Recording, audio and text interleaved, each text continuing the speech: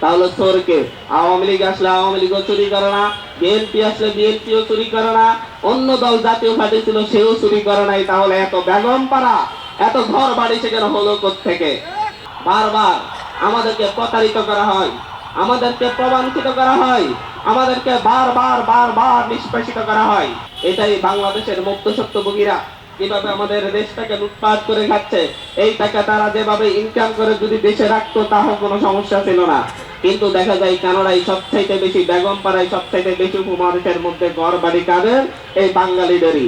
এরপরে এই বাঙালিরাই যখন যে ক্ষমতায় আসে মঞ্চে দাঁড়িয়ে বলে আমি চোর নহে, আমি তো ভালো সাধু, তোমার এর হয়ে কাজ করতে এসেছি। তাহলে চোরকে?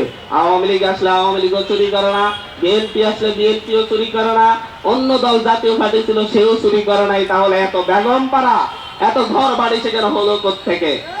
আজকে আমাদেরকে, আমরা যখন এই সিস্টেম পরিবর্তন করে নতুন ভাবে এই দেশের শ্রমিকদের অধিকার ফিরিয়ে দেওয়ার কথা বলেছি, ছাত্রদের অধিকার ফিরিয়ে দেওয়ার কথা বলেছি, কৃষকদের অধিকার ফিরিয়ে দেওয়ার কথা বলেছি, জেলেদের অধিকার ফিরিয়ে দেওয়ার কথা বলেছি, আমরা বলছি আমলাতন্ত্রের লাল ফিতার দৌরাত্ম্য বন্ধের কথা, আমরা বলছি পুলিশি নির্যাতনের বিরুদ্ধে, আমরা কথা বলেছি যে হচ্ছে আর্মিকে বিভিন্ন ভাবে দলীয়করণের মাধ্যমে গুম খুনের অস্ত্র বানানোর বিরুদ্ধে, আমরা কথা বলেছি র্যাবকে কিভাবে এই দেশে হত্যা গুম খুনের একটি বাহিনীতে পরিণত করা হয়েছে তার বিরুদ্ধে।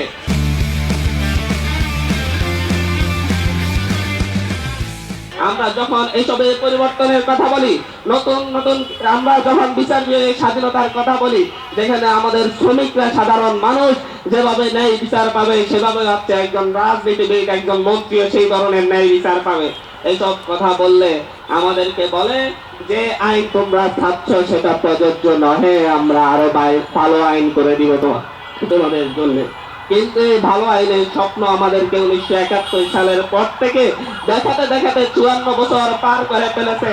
আজও আমাদের কোন একটা ভালো আইন উপহার দিতে পারে নাই, যেটার উপর নির্ভর করে এই রাষ্ট্রের গণভিত্তি দিতে হবে, শ্রমিকদের অধিকার প্রতিষ্ঠিত হবে, ছাত্রদের অধিকার প্রতিষ্ঠিত হবে, জনতা সম্মান পাবে, মর্যাদা পাবে। বারবার আমাদেরকে প্রতারিত করা হয়, আমাদেরকে প্রবঞ্চিত করা হয়, আমাদেরকে বারবার বারবার নিষ্পেষিত করা হয়। যখন তাদেরকে ক্ষমতায় নেওয়ার জন্য রক্ত প্রয়োজন পড়ে, তখন মঞ্চে দাঁড়িয়ে কবিতা লাইন আওড়ায়, ছাত্র শ্রমিক জনতা দ্রুত রাস্তায় নেমে আসো। আমরা দেখেছি 2023 সালে 22 সালে বড় বড় মঞ্চে কিভাবে আমাদের শ্রমিকদেরকে, আমাদের ছাত্রদেরকে বারবার আহ্বান করা হয়েছে, তোমরা রাস্তায় নেমে আসো, তোমাদেরকে ছাড়া আমরা পরিবর্তন করতে পারবো না। আপনাদের মনে আছে? কিন্তু তাদের ক্ষমতায় যাওয়ার বাহন হিসেবে আমাদের ছাত্রদেরকে লাগে, তাদের ক্ষমতায় যাওয়ার অস্ত্র হিসেবে আমাদের শ্রমিকদেরকে লাগে, তাদের ভোট চুরির ধান্দা পূরণ করার জন্য আমাদেরকে লাগে, তাদেরকে গণতন্ত্র প্রতিষ্ঠার জন্য আমাদের ছাত্র জনতাকে, কৃষকদেরকে, শ্রমিকদেরকে, সকলকে লাগে। কিন্তু ক্ষমতায় যাওয়ার পর নির্দ্বিধায় তাদের এসালমকে লাগে, তখন আর শ্রমিকদের প্রয়োজন পড়ে না। আমি আমার কথা বাড়াবো না, অনেক কথাই বলেছি।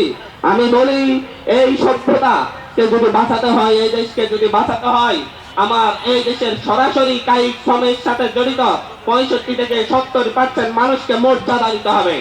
আমি মর্যাদার কথা বলছি, আমি মর্যাদার কথা বলছি। আমি বলছি না 30,000 টাকা বেতন দিতে হবে, আমি বলছি না 50,000 টাকা ঋণ দিতে হবে, আমি বলছি মর্যাদা দিতে হবে। মর্যাদার দিক থেকে আমাদের শ্রমিকরা যে রকম শ্রম দেবে, সেভাবে মর্যাদা অনুযায়ী তাদেরকে সেইভাবে তাদের পারিশ্রমিক দিতে হবে। আমরা তাদের কাছে 30,000 টাকা ভিক্ষা চাই না, আমরা তাদের কাছে 50,000 টাকা ভিক্ষা চাই না। আমরা বলি 8 ঘন্টা পরিশ্রম দিয়ে আপনি কিরকম বেতন পান আর আমরা কিরকম, আমাদের শ্রমিকরা কিরকম বেতন পাই, সেটা আগে নির্ধারণ করেন।